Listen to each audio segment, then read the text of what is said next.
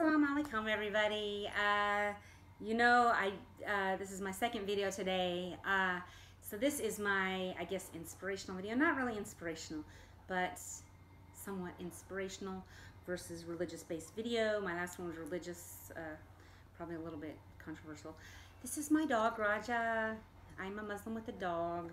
Don't tell me it's haram. It doesn't say it anywhere in the Quran. I dare you to find a place in the Quran that says I cannot have this dog. So, anyway, moving on. Okay, so inspirational talk today. Okay, here we go. I am not an inspirational person. I've messed a lot of things up in my life. But for some reason, sometimes people find things I do inspirational. And I guess that fights the part of me that can't accept that. I've spent most of my life dealing with severe anxiety and other disorders. I don't know, whatever the psychiatrist or counselor at the time, wanted to call it. But all of them pretty much agree that on that diagnosis, I have some anxiety issues. Which aren't all bad, because sometimes anxiety pushes you to do things or makes you do things that are better. So even sometimes mental disabilities aren't just a disability. You have them to make you a better person in some ways. Because you're anxious about some things, it's also, and you sense danger where there's not danger, sometimes it does save you from danger. That's what that hormone is in our body to do. So, inspiration. Okay, so today I ran a marathon before. This has been 2014. In 2014, I ran a marathon. I am a runner. I'm a slow runner. I will call myself a runner. People call me a jogger, which of course, if you run, you know that that's the biggest insult ever. I love to run slowly. I can run probably forever. Until I ran a marathon, I thought I could run forever as long as I could run slow. I found that sometimes you can't even walk forever after running a marathon. So, the theme of this is how I ran a marathon and what about that makes me an inspiration or not an inspiration. Okay, so rewind back to a few years ago. I'm living in my country, in the U.S. I was a runner. I love to run these events. I love to run 10Ks, half marathons, 5 miles, these kind of runs, because they're, first of all, it gets you up early on a Saturday morning to run. It gives you a reason to run. It makes you, gives you a goal. Part of my mental disabilities that I've had is that if I don't give myself a reason to do something, I won't.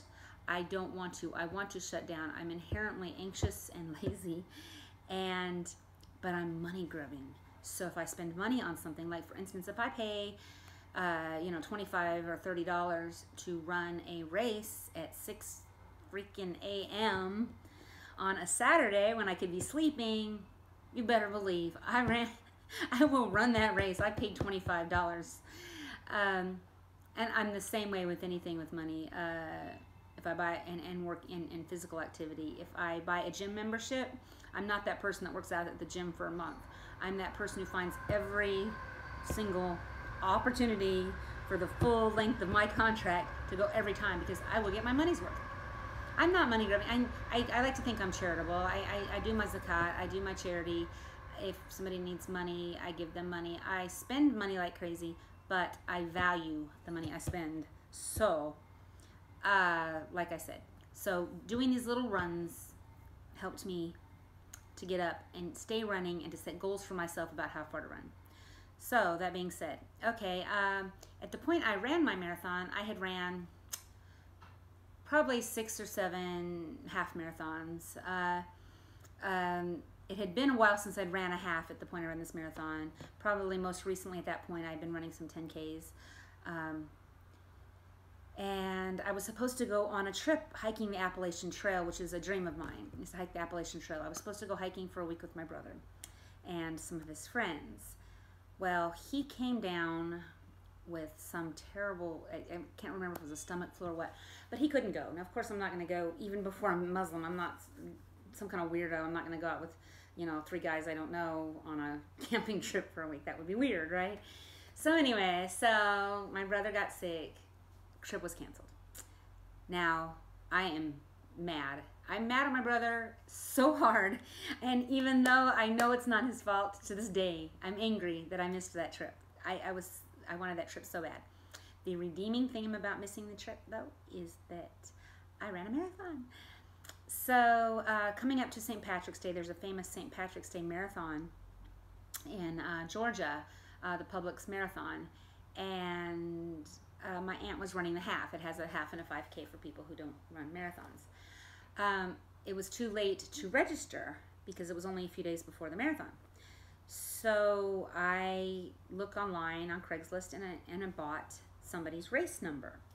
Well, the person whose race number I bought was signed up to run the full marathon. Well, the plan was just go to the cutoff, the cutoff place where the marathoners continue on and the halves go a different way. And I was just going to run the half, and I was going to run it with my aunt. And that was a great idea, but there's this whole thought in my mind, but I'm registered to run the whole thing. I should run the whole thing, right? Okay, and some of you, especially people who aren't really physically active, are not going to make sense of this, but I think runners might understand a little better. So I got to the split off. Now the split off is not at the 13.1. It's not at the half marathon point. Where the two paths diverge is around 8.5, 9 miles. 8.5, 9 miles in, I am like, wow, this is awesome. I feel so much energy. I could run forever. My aunt who went with me doesn't even know I'm doing this, so nobody's aware who should be aware that I'm doing this, even knows what's going on. I'm like, I'm just gonna run the whole thing. Why not? Why not run the whole thing? Because I'm 9 miles in, and 9 miles felt simple, so how much harder could another 15 miles be? Don't laugh. If you haven't done it, you don't even understand, but if you have, if you're a runner, maybe you'll understand. 9 and 15 miles. So anyway, so I ran the 9 miles, take the split off to run the whole marathon. At 15 miles, I'm walking some, running some, walking some, running some. I'm dying. At that point in my life, I had never ran over 13 miles. 13.1. That is the maximum amount of miles I had ever run. At 15, I'm going crap, crap, crap, crap. And I'm thinking, they have these ambulances, placed for people, who collapse or can't make it and stuff. It's strategic spots. As soon as I see one of these ambulances, they're going to take me back to the finish line. I can't do this. I've had it. I'm over it. I keep going. Girl Scouts handing out cookies. Not kidding, because if you've done these races, people give you water along the way, and it's a marathon, so we're going all over Atlanta. And Girl Scouts have cookies. Now my mouth is dry because I've had Girl Scout cookies, and I'm mad as crap at the Girl Scouts. Why would you hand out cookies to people who are dehydrated and have just ran like 17 miles at this point? I'm like, I'm angry. So I keep going. I keep going. Somewhere around 20, it hurts just as bad to walk or run. Like walking is painful on the walking muscles. Running is painful on the running muscles. So I'm running, walking, running, walking. If you've ever seen those t-shirts that talk about marathons and they're like, 26 is okay, the 0.2 is what kicked my ass. The 0.2 kicked my ass. I am not kidding. Even from the point that said I had 1 mile left to run, I was back to looking for that emergency vehicle truck to stop me. Even though I ran 26 miles, I'm like, I cannot make it to the finish line. I'm going to die if I don't get them to stop me. And I got over the finish line. I hobbled over the finish line. The amazing thing was my aunt, who got worried when she didn't see me, waited for me for hours. That's insane to me. I did it in a little under 6 hours, which I think 6 was the cutoff, like for timing. After 6, they don't count you in the timing, so it was a little under 6. Wasn't fast. I wasn't as slow as I run now, actually. Now I run like 13-minute, 12-minute miles, and that's like, you know, it wasn't bad. My feet hurt like nothing you've ever felt before for, you know, hours afterwards. That was rough. But, and then there's my brother-in-law, who's now ran some marathons on his own. That's the funny part. I think I inspired him to run marathons. He was like, why would anyone run a marathon? Why would you decide to run the marathon? You're insane. And I can't really tell you, because I got it in my head that I could just do it. I paid for it. Why not do it? I know that it's a logic I use. It's a way to make myself do things. Why not? Why not? Why not? So here is what I'm telling you about me. When you have severe anxiety, the anxiety that comes from running an extra 15 miles or extra 13 miles, the anxiety that comes from moving across the world to China without your family, or doing all kinds of things like this, those are the exact same anxiety to me as speaking to an adult I don't know, or riding in a high, like a tram car. There's no differentiation in my brain. My anxiety is such that talking to somebody I don't know and running a marathon are equally scary. So I can do things other people can't sometimes. So that's my example of how anxiety is actually helpful in some ways.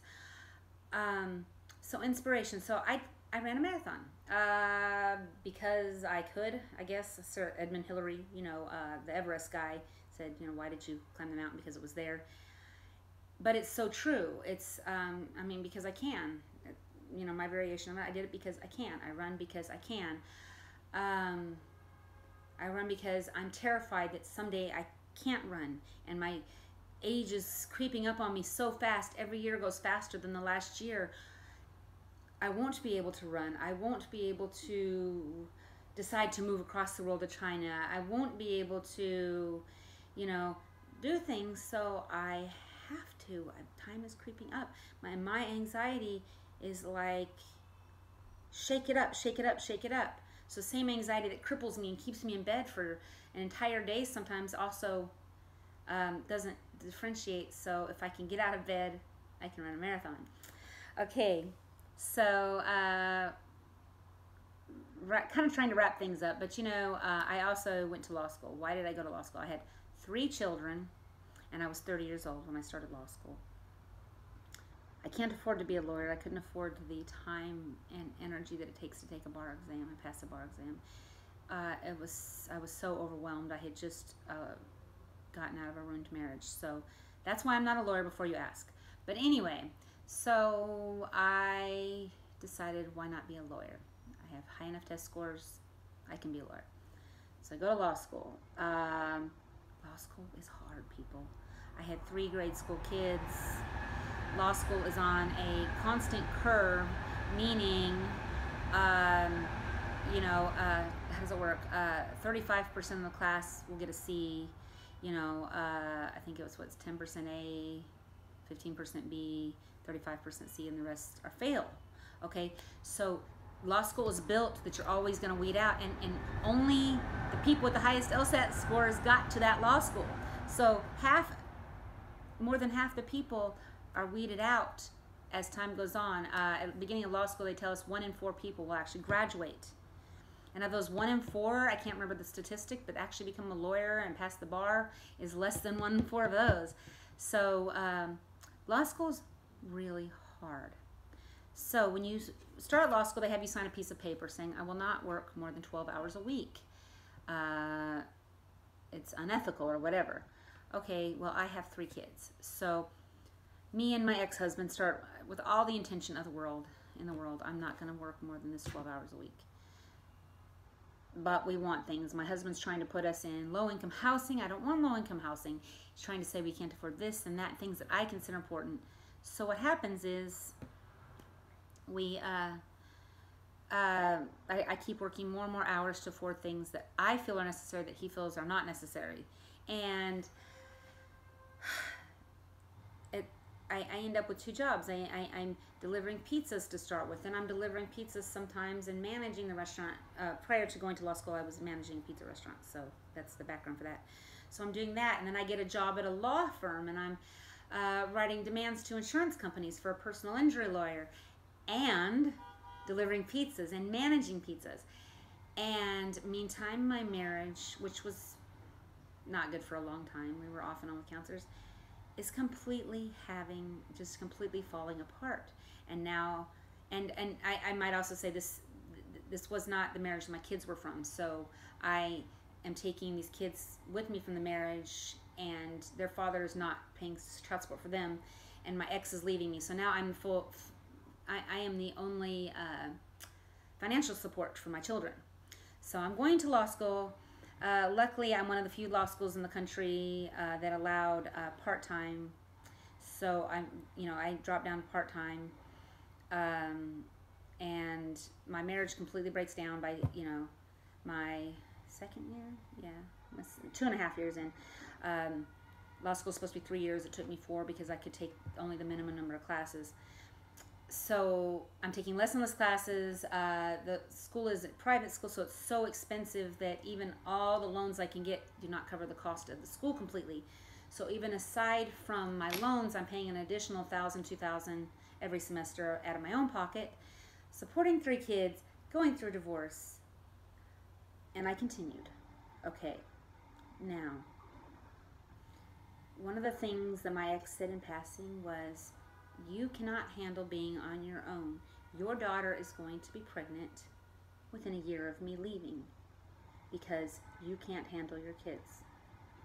He did. He said this to me, and worst thing ever is the jerk was right. So, my daughter's pregnant. It was one of the most devastating things that's ever happened to me in my life. I felt like I couldn't cope. I thought, my 16-year-old daughter's pregnant. This is the final, like in my head, this is the final straw. I can't afford law school. I can't afford to do anything. And not only is that jackass of an ex correct, which nobody wants their ex to be correct about anything. If anybody's been divorced, you know.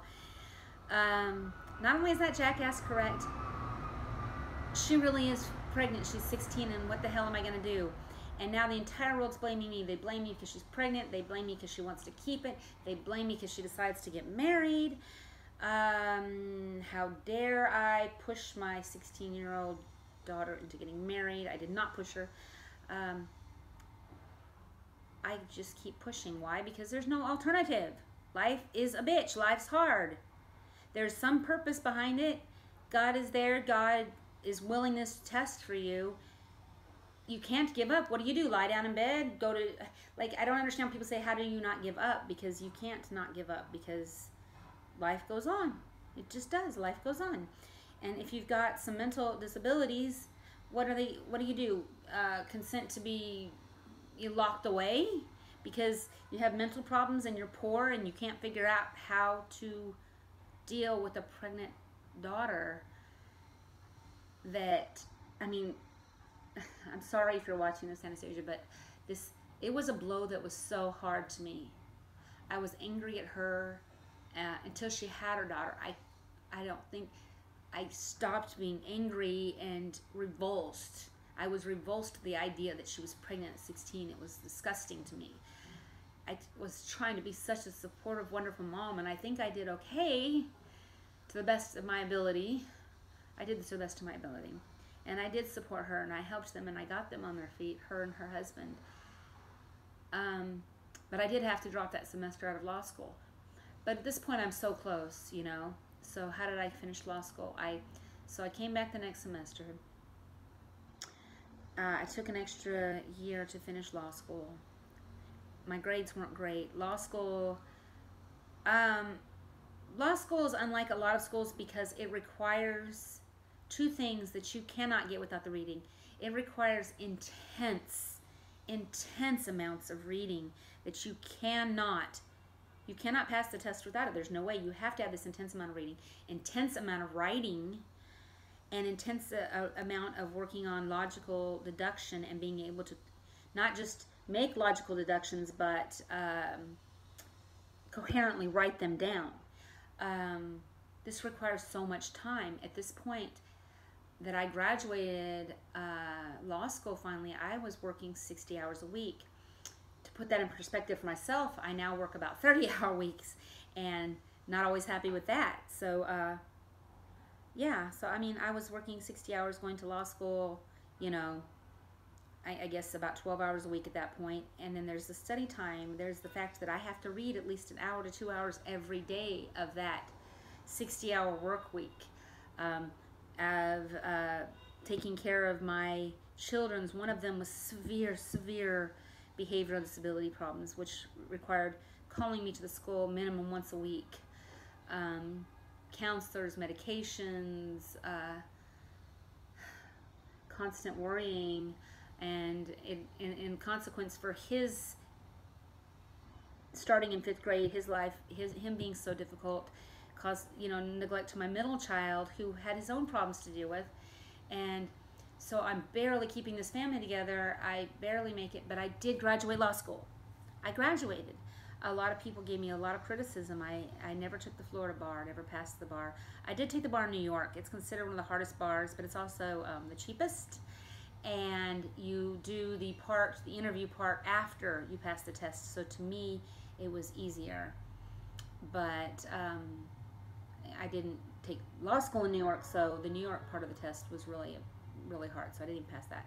The point being, the amount of money it takes to pass the bar exam, if you are not in law school or not a lawyer, you might not understand.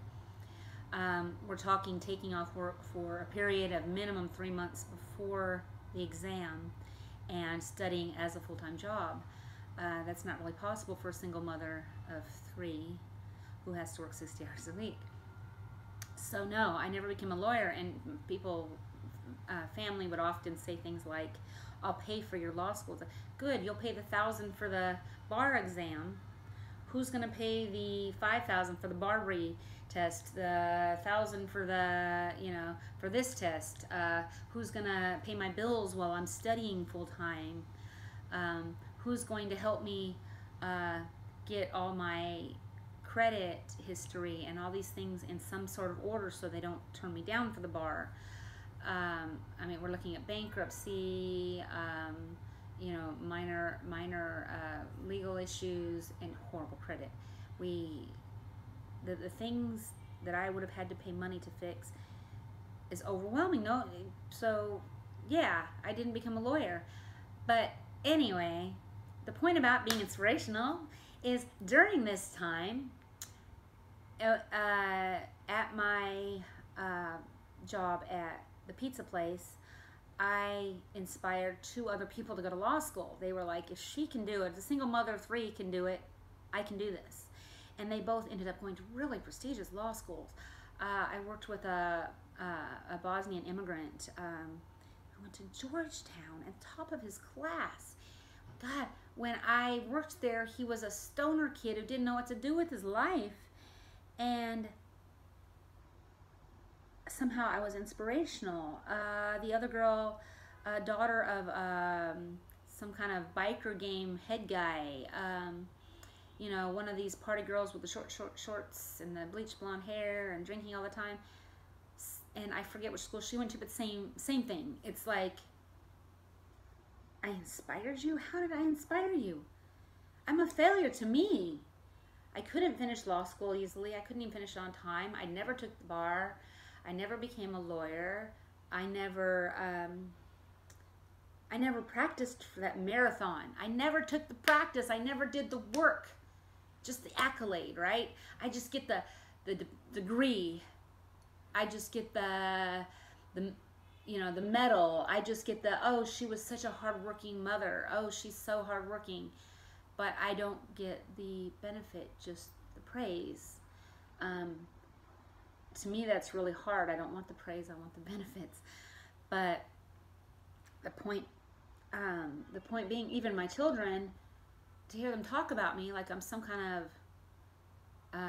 like they're in awe of me, like I'm amazing, and I'm not amazing. I screwed up your lives, you little turds. You know, I was married several times. I went through a period where I drank too much, or I was out too much, trying to deal with my own mental problems. I screwed you up. And my children are like my mother. Oh, but they didn't do anything. If they're so inspired, why are you guys not lawyers? Why are you guys not doctors? Anyway, so the point being, sometimes you don't feel your inspiration. You don't feel what you do matters. You don't feel that you matter. Just do things anyway. Make goals for yourself that you hate but you still follow. Whether, like I said, it's like paying for a 5K so that you'll have to get your butt out and run.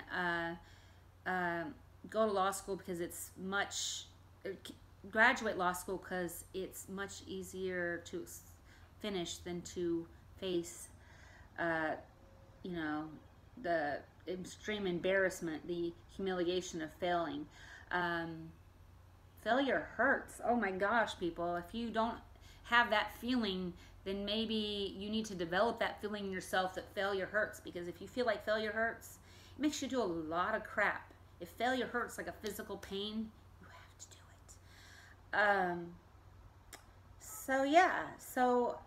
it. I guess my inspiration is, if you have mental illness, this is number one. If you have a mental illness, find ways that it's helpful and useful and use it. If you feel like you haven't done enough, don't worry. There's people who see you as better than you see you. Believe it or not, there's people who see you as inspirational. I have a whole family of non-quitters, by the way. I have my amazing daughter that I talked about. 16 years old, she had a baby. She decided to have this baby natural childbirth at 16 years old. Okay, at 16 years old. Lots of people decide to have a natural childbirth, right? My 16-year-old daughter and her 16-year-old husband, she had preeclampsia. They're giving her seizure medication while she's in labor, trying to say she's going to have a cesarean. That little girl sat in labor all night, refusing to take any medication from these people, while her blood pressure's through the roof. Well, we're afraid she's going to have a seizure and have brain damage, and had natural childbirth because she's stubborn. She's so stubborn.